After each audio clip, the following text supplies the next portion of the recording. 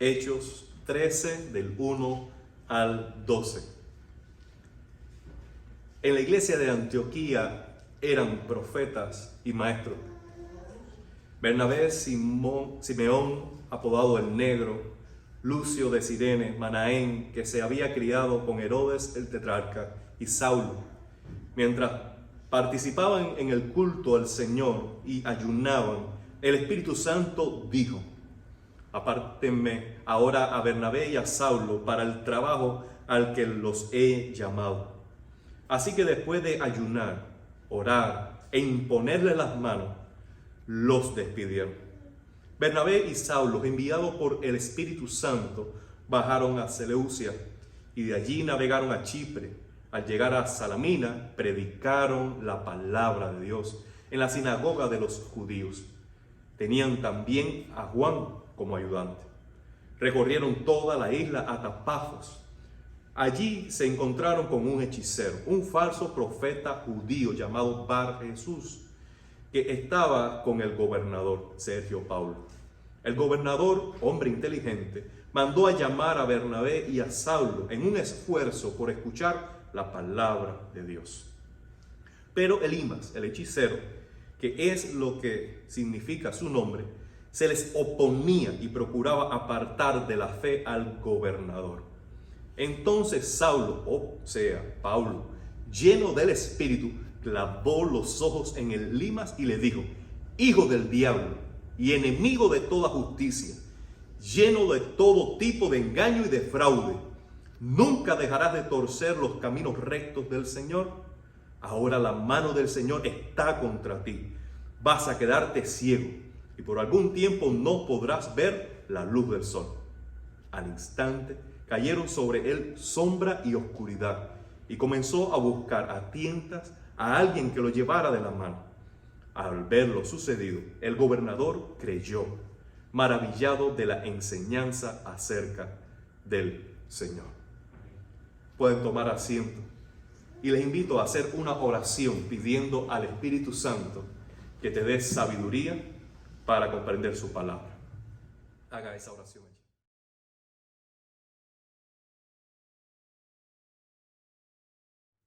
Nosotros estamos estudiando el libro de los Hechos. Hoy vamos a continuar el capítulo 13 del libro. Y es un capítulo muy interesante. Voy a retomar algunas cosas que mencioné la semana pasada y avanzar a la anécdota de los versículos del 4 al 12. Nosotros estamos ahora en Antioquía. Antioquía es la primera sede misionera en una iglesia local en las naciones, gentil. Hasta este momento, el centro de operaciones de la misión de Dios está en Judea, en Jerusalén, donde están todos los apóstoles, menos Saulo.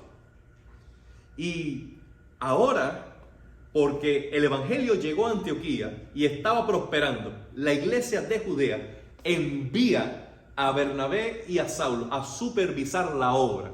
Y esto es un patrón que vamos a encontrar una y otra vez en el libro de los Hechos, porque Cristo le dio a los apóstoles autoridad como obispos para sobrever el avance del reino y sobre todas las cosas cuidar la sanidad de la doctrina y la implementación del mensaje de Cristo en nuevos terrenos donde la luz no había llegado.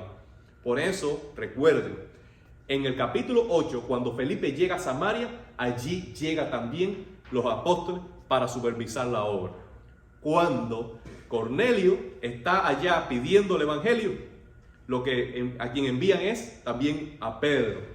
Y cuando los gentiles, a partir de ahora, comienza a explotar la obra entre las naciones, llaman a contar también testimonio en la iglesia de Jerusalén a Pablo, a Saulo y otros hermanos para que testifiquen de lo que está pasando en las naciones. De manera que hay un esmero por parte del liderazgo de la iglesia siempre en cuidar la iglesia y cuidar la enseñanza, cuidar el evangelio que se predica. Y es algo que nosotros debemos tener siempre presente. La mayor preocupación de la iglesia es acerca del entendimiento que se tiene de las Escrituras.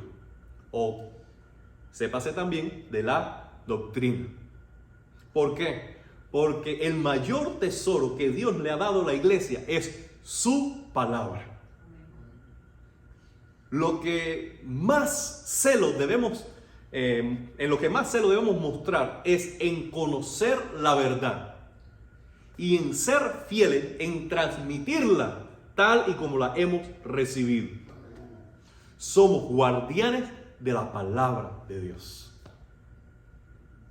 Aquí está Bernabé y Saulo.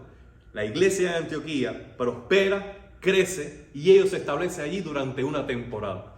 Llega el momento que la iglesia tiene profetas y tiene maestros, que ya mencionamos: Bernabé, Simeón, Lucio de Cirene, Manaén y Saulo. Estos hombres tienen diferentes orígenes, diferentes culturas, hasta diferentes razas, pero están unidos en el espíritu para la obra del reino. Una vez más quisiera subrayar esto: nosotros no necesitamos uniformidad, ni necesitamos a veces sentir la obligación de estar constantemente juntos en un mismo espacio. Pero lo que sí es mandamiento de Dios es estar unidos en espíritu. Unidos en espíritu. En una misma fe, un mismo bautismo, un mismo Señor, una misma esperanza, un mismo Dios y Padre. Hay muchas cosas que tenemos en común, por tanto, despojémonos de esa morbosidad que tenemos a veces en la carne, de buscar aquellas esquinas en las que diferimos para establecernos allí como cabecita de playa, defendiendo terreno. No, amado hermano, no. Es grande el espacio que tenemos común en el Evangelio, en Cristo y en las Escrituras, para levantar muralla de división y de distancia entre nosotros y nuestros hermanos por aquellas cosas que son secundarias. Cuando eso se asoma a tu corazón, amado hermano, sujeta esos pensamientos cautivos a Cristo. Cuando sientes esa ansiedad por discutir, por rebatir, amado hermano, lleva cautivo tu corazón a la cruz de Cristo. Porque la enemistad, la división, la distancia de tu hermano por criterios doctrinales y teológicos no viene de Dios. No viene de Dios. Amado, aquí tenemos unidad en medio de una diversidad tremenda. Y eso es lo que recibimos como patrón desde la Trinidad. Hay diversidad y hay unidad. Recibimos ese mismo patrón en el matrimonio. Somos diferentes, pero en la diversidad tiene que haber unidad. Ese mismo patrón está en el cuerpo de Cristo. Tenemos diferentes miembros, pero tenemos unidad.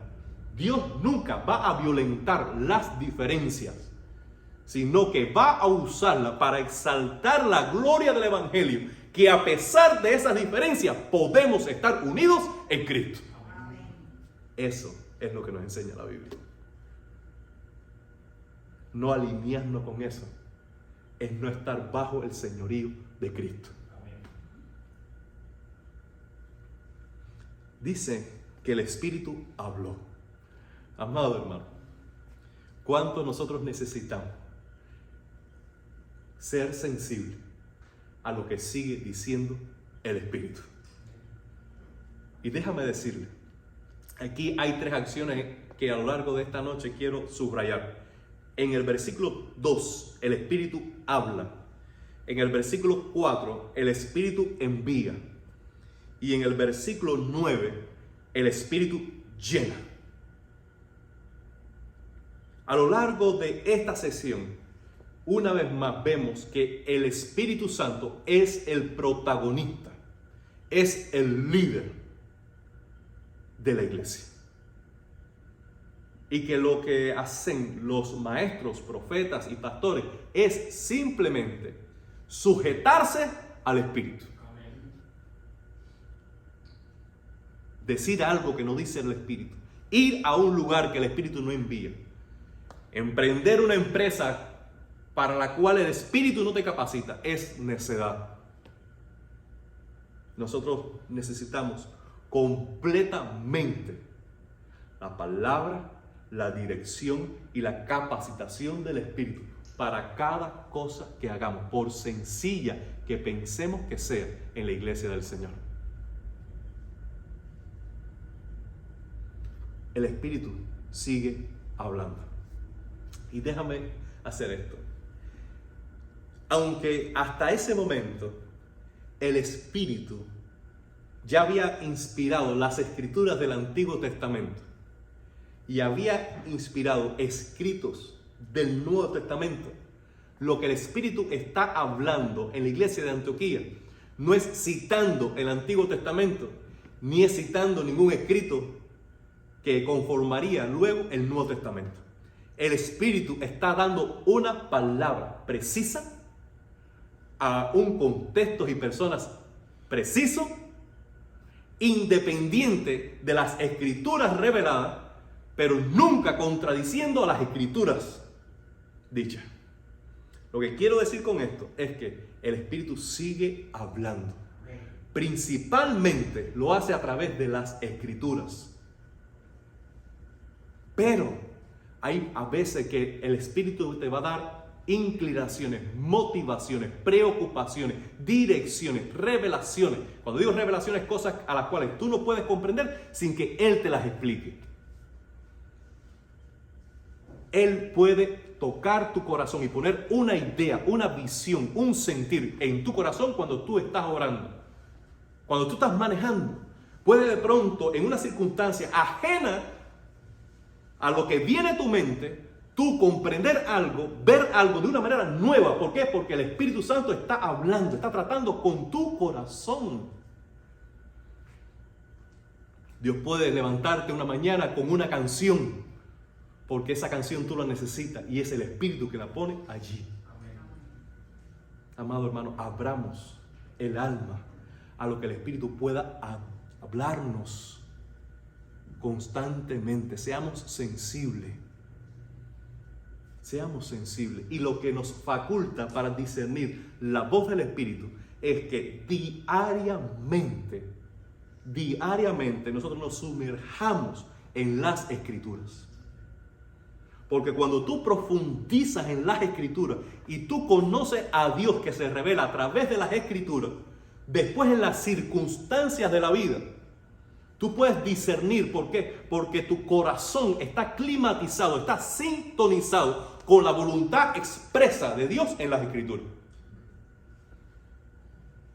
Y entonces, en una conversación, en una oración, en una decisión, tú sientes cómo el Espíritu te impulsa en una dirección, aunque no te venga a la mente un versículo, aunque no te venga a la mente un ejemplo bíblico, aunque no te venga a la mente una cita bíblica.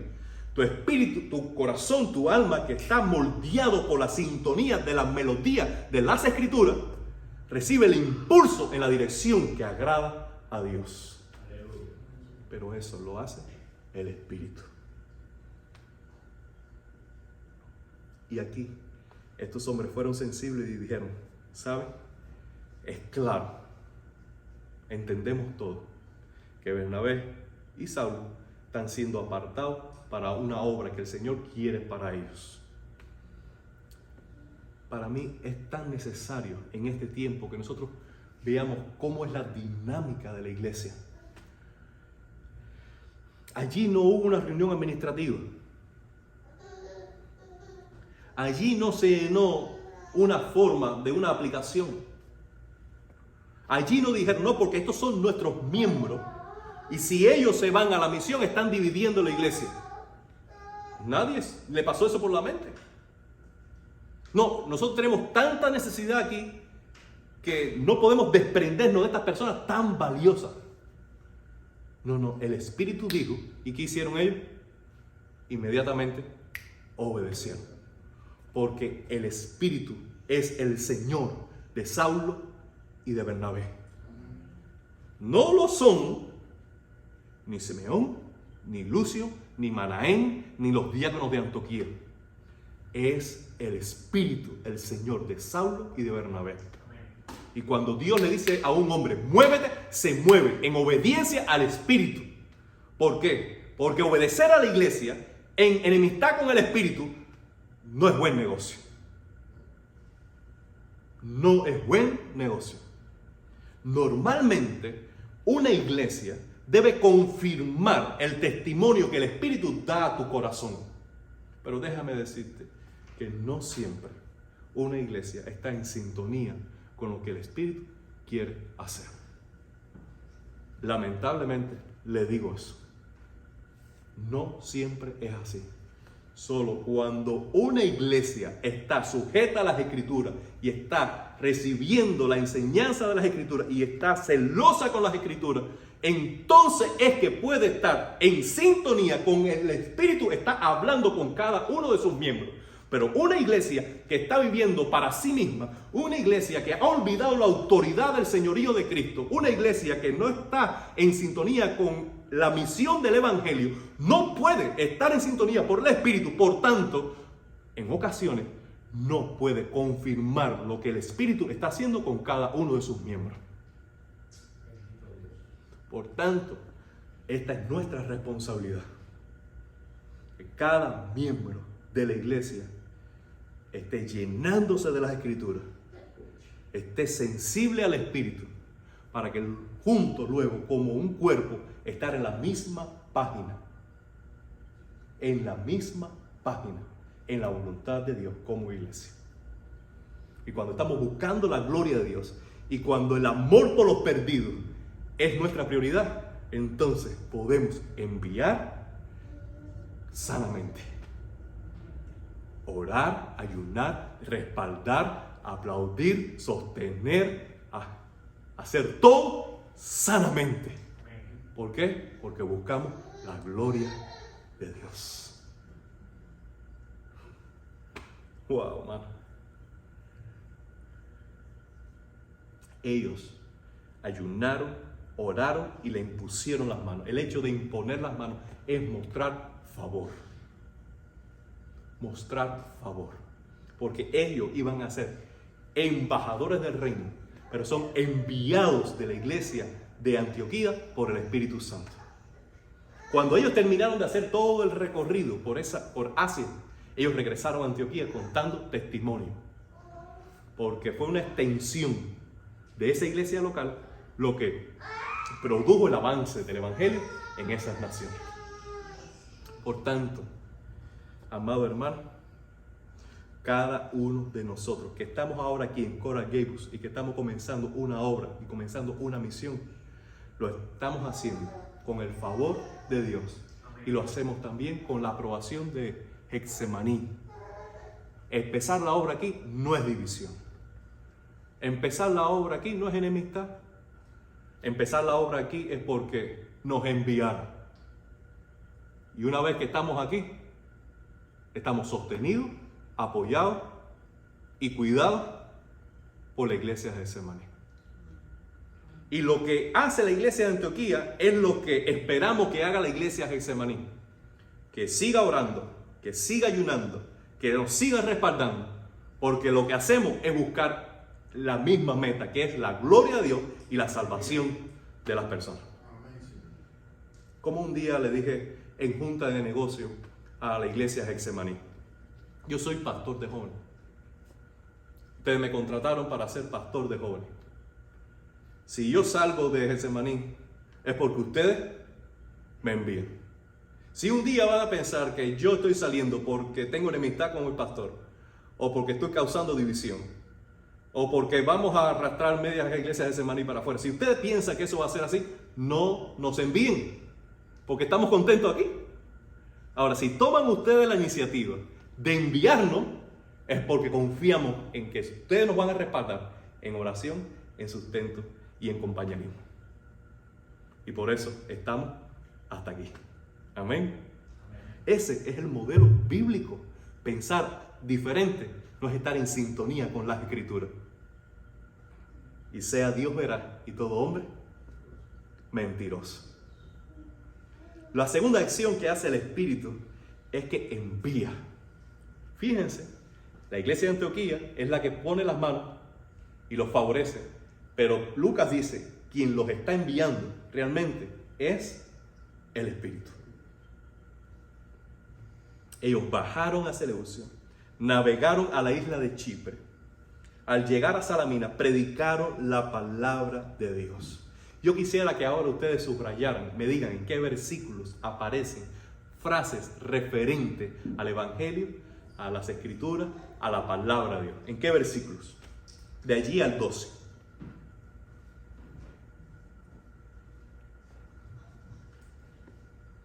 Ya dijimos, el 5. ¿En qué otro?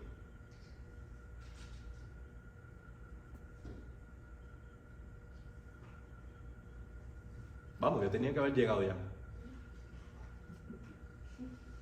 ¿Cuál es el otro? El 7. ¿En qué otro?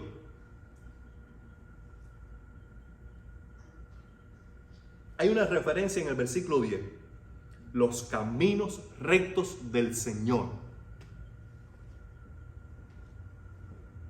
Y por último, el 12. Maravillado de la enseñanza acerca del Señor.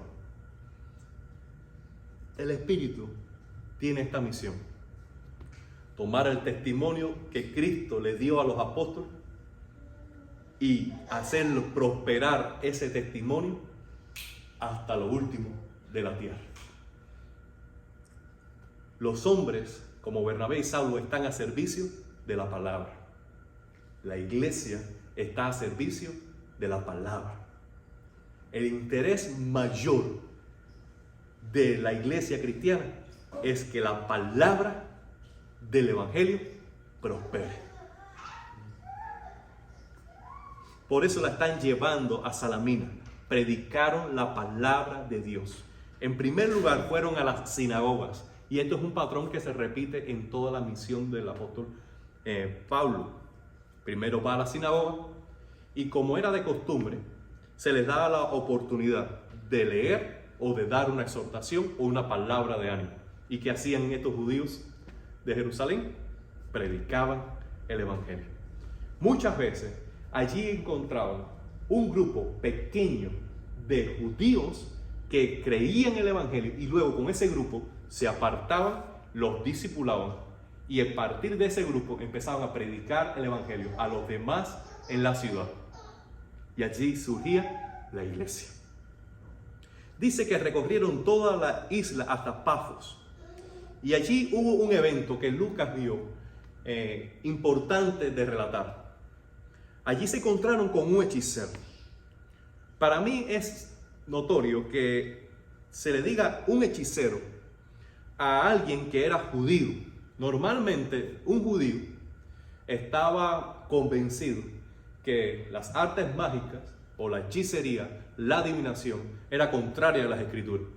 Sin embargo, este hombre que era judío, que lo revela también su nombre, que es Bar Jesús, que traducido también puede ser hijo de Jesús o hijo de Josué, según el idioma en que estás hablando, que es hijo de salvación o algo así, es contradictorio, porque judío con un nombre tan notorio y al mismo tiempo era un fraudulento, un engañador, un estafador, alguien que trataba de presumir de poderes espirituales para tener ganancias personales.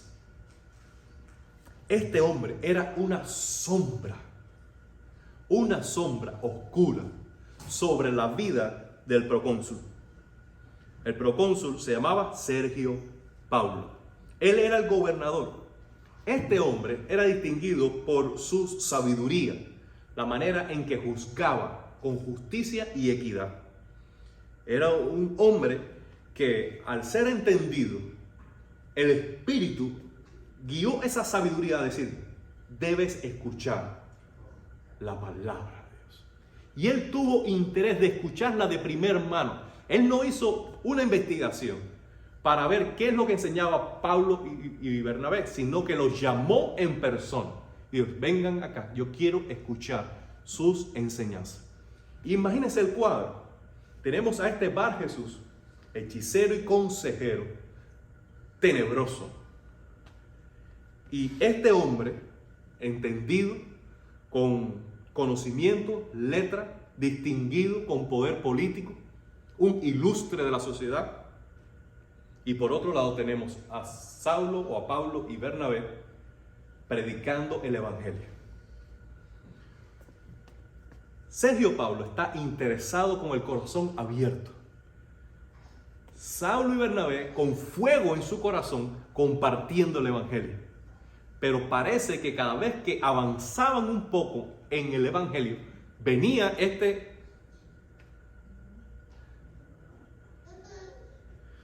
a robar la palabra. Este hombre era como las aves en la parábola del sembrador. Recuerde que el sembrador salió a sembrar y parte de la semilla cayó en el camino. Y vinieron las aves del cielo y la comieron. Amado hermano, hay pájaros de mal agüero. Hay tiñosas que vuelan sobre nuestras cabezas, que quieren robar la palabra de fe que se nos siembran en el corazón. Todos nosotros tenemos a alguien permanente en nuestro ciclo de acción. Permanente. Un enviado de Satanás que quiera apagar el fuego de tu corazón, que quiere robar la palabra de fe, de esperanza, de confianza que hay en tu corazón. Tú puedes levantarte con una promesa y puedes llegar al trabajo. Y allí está ella, allí está él, que no sabemos qué arte tiene para desanimarte, para irritarte, para robarte el gozo, para hacerte tropezar, para alimentar y suscitar la carne en ti, de manera que tú dices, Señor, ¿por qué dije lo que dije? ¿Por qué hice lo que hice? Si yo estaba decidido a agradarte a ti en este día. Ese es el enviado de Satanás, como este Bar Jesús. Todos los tenemos para tropezadero de nuestra vida. ¿Los conocen? Amado hermano, hay gente que nos drena. Que tú puedes venir con un arsenal de promesas que alimentan tu fe, que ellos buscan la manera de todo ese pesimismo, de toda esa amargura, de todo ese desánimo, de toda esa basura, echártela encima. Ten esto en claro. Tú no eres un basurero. No recibas basura de nadie. No recibas basura de nadie. Cuando venga gente con constante crítica, con constante desánimo, con constantes quejas, con constantes historias de sabría, amado hermano, detén. No tienes por qué escuchar. No tienes por qué escuchar. Filtra tus oídos. Mantén limpia tu alma.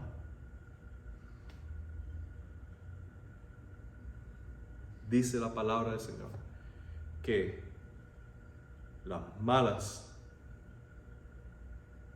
conversaciones corrompen las buenas costumbres.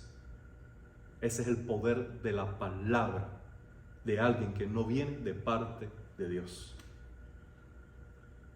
Es más, nosotros hemos tenido el interés de predicar el evangelio a alguien. Están las condiciones creadas, estamos en la sala, comenzamos la conversación y allí viene el aura tiñosa a dar vuelta y a dar vuelta y a dar vuelta y a dar vuelta, y te quiere sacar un chiste y te quiere cambiar del tema y te quiere pedir algo en ese momento. Amado hermano, el momento de compartir el evangelio, el momento de tomar fila con Cristo para pelear por el evangelio, es momento de guerra espiritual. Y nosotros no debemos ser ignorantes en esto. Cuando tengamos propósito de corazón de compartir el evangelio, vayamos armados en oración.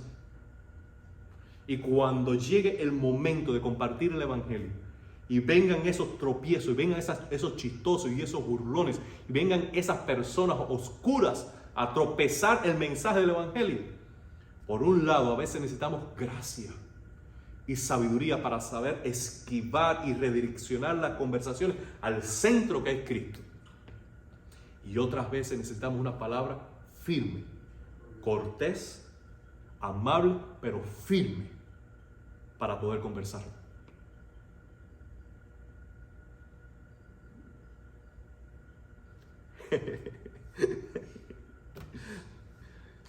Elimas, el hechicero, porque así significaba su nombre también, porque tenía un seudónimo. Para Jesús era el nombre, Elimas era un seudónimo. Se le oponía, procurando apartar de la fe al gobernador. Saulo se le colmó la paciencia. Hago un alto. Hay otro momento en que Pablo está predicando el evangelio en Filipos. Y hay una joven adivina que está poseída por un demonio. Y el demonio impulsaba a la joven, cada vez que pasaba a Pablo, decir: ahí están los siervos de Dios Altísimo que viene a hablarle de... Dice que le agotó la paciencia ya. Y le dijo a aquella: espíritu inmundo, sal de esa joven. Y al instante fue liberado. Y el espíritu era el que mantenía la ganancia de su adivinación, para mantener también cautiva a toda esa comunidad, a que viniera a consultarla a ella, buscando un consejo, una palabra, una dirección. Claro, ella a la vez era no solo esclava del demonio, sino esclava de un hombre que tenía el negocio y que la usaba para sus intereses. Pero dice ahí que Pablo se le agotó la paciencia y se acabó el negocio en el nombre de Cristo, y el espíritu salió. Pablo, yo me imagino que estaba enfocado en la conversación evangelística y trataba de ignorar al hombre. Quizás trataba de ser cortés. Pero llegado el momento, como su interés es la palabra de Dios y su interés es la preocupación del alma que está perdida, él reprendió al hombre con palabras a veces inigualables en el resto del libro: hijo del diablo, enemigo de toda justicia, lleno de todo tipo de engaño y de fraude. Nunca dejará de torcer los caminos rectos del Señor. Ahora la mano del Señor está contra ti. Vas a quedarte ciego. Por algún tiempo no verás la luz del sol. No fueron bendiciones. No fueron bendiciones. Y déjame decirte, yo he maldecido a gente. La he hecho con la certeza, por lo menos en mi corazón, que he tenido que hacerlo. No se lo he dicho a nadie hasta ahora en la cara, pero yo he orado por el mal de gente. Lo he hecho. Se lo digo así. Usted después me puede consultar algunos versículos bíblicos para corregirme si quiere. Pero he dicho que esa persona, la lengua se le quede pegada al paladar. Que no pueda levantar más nunca el brazo para señalar en contra. Que no pueda dar un pie para estorbar la justicia. Y empiezo a orar para que sean truenos lo que le caiga encima. Déjame decirte, yo creo que uno debe estar lleno de gracia. Y uno debe estar lleno de paciencia y lleno de bondad.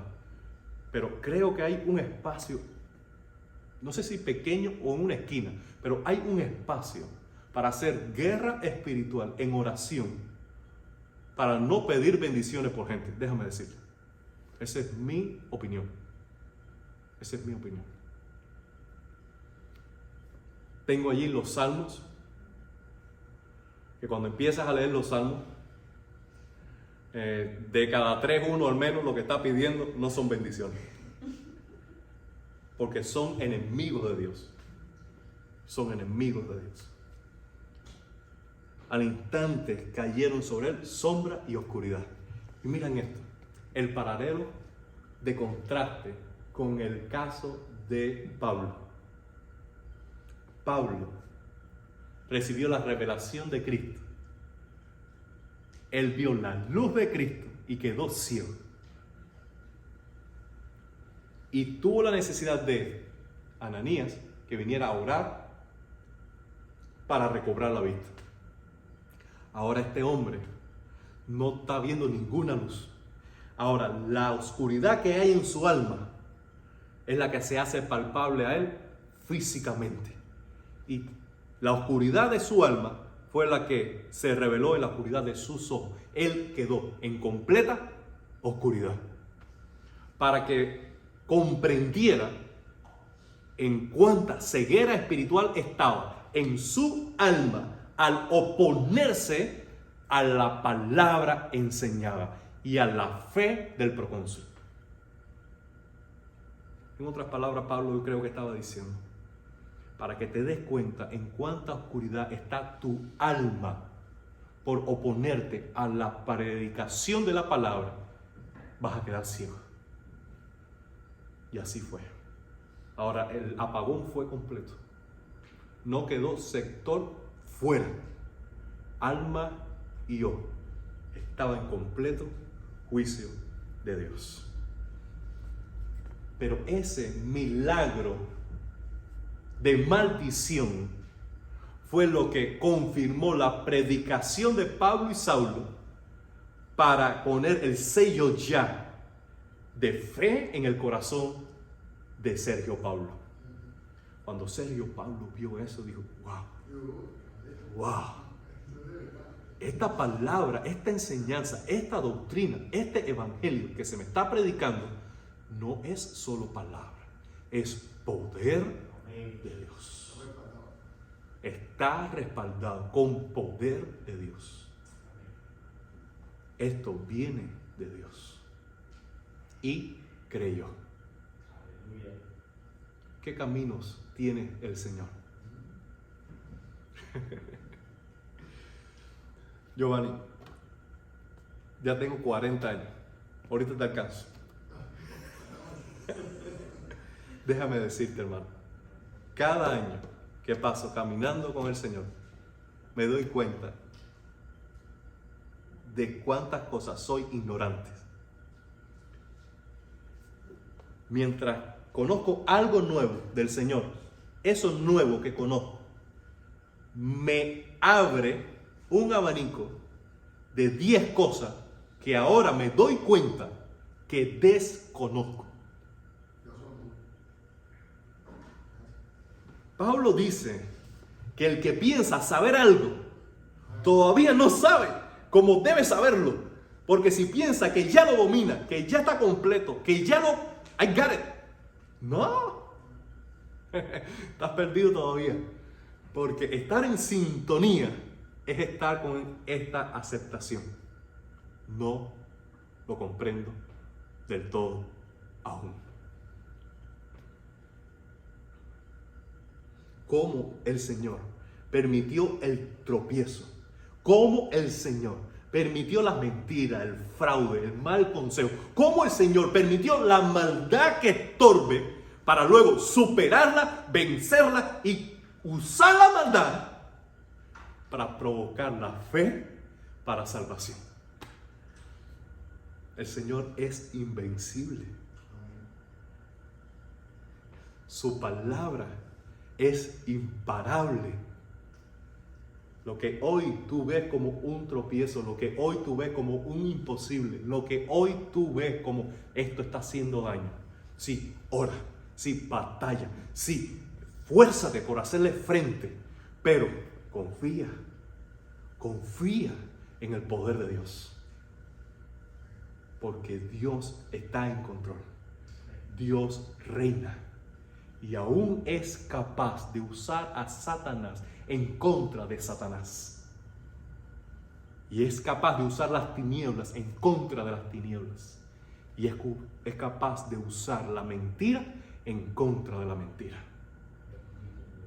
Porque cuando tú ves que avanza la maldad, cuando tú ves que avanza una mentira y el Señor le está dando pita a esa mentira, le está dando pita, cordel a esa maldad, es para que cuando Él recoja sea evidente: la falsedad no conviene a la vida. Amado hermano, esto es lo que quería compartir con ustedes. El Espíritu llama, el Espíritu envía y el Espíritu llena con poder para que al final sea la palabra, el camino, el evangelio, la enseñanza del Señor Jesús la que prospere y alcance un alma y otra alma y otra alma, hasta que las naciones vengan a la luz del Evangelio. Cristo venció. Cristo reina. Y viene pronto. Vamos a orar. Padre, gracias por esta noche. Gracias porque juntos buscamos tu rostro en oración. Gracias porque alabamos el nombre de tu santo Hijo Jesús.